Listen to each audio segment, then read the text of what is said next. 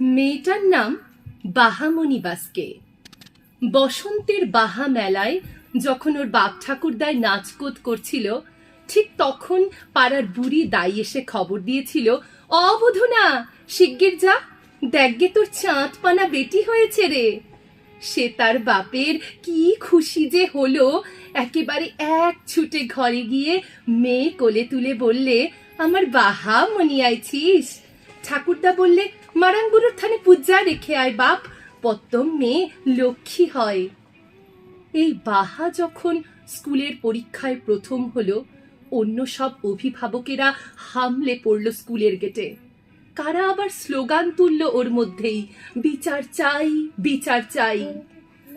বাহার বাপের বুক ঢিপ ঢিপ।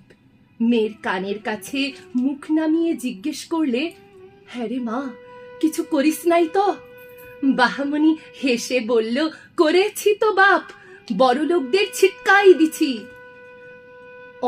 অনেকবার খাতা মিলিয়ে মিলিয়ে বাহামণির পাওয়া নম্বর একটাও কমল না, বরং বাংলায় সুন্দর হস্তাক্ষরের জন্য বরাদ্দ 1 নম্বরটাও জুটে গেল তার।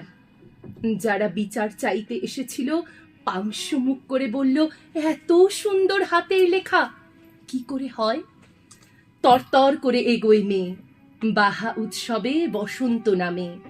মা বাপের সঙ্গে গিয়ে নাচন কোদন করে, পান্তা খায়, মারাঙ্গুরুর সামনে মাথা নোয়ায়, খড় কাটে, গরুকে জাবনা দেয়, বিকেল বেলা গা ধোয়, পাউডার লাগায়, বুদ্ধি কমলিদের সঙ্গে গল্প করে। রাত নামলে ডুবে যায় বইয়ে, এক প্রবল আত্মবিশ্বাসে। মাধ্যমিক উচ্চ মাধ্যমিক ছাড়িয়ে মেয়ে সারা ফেলে দিল।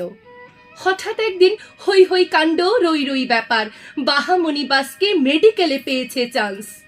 ওই যে যারা বিচার চাইতে এসেছিল তারা আড়ালে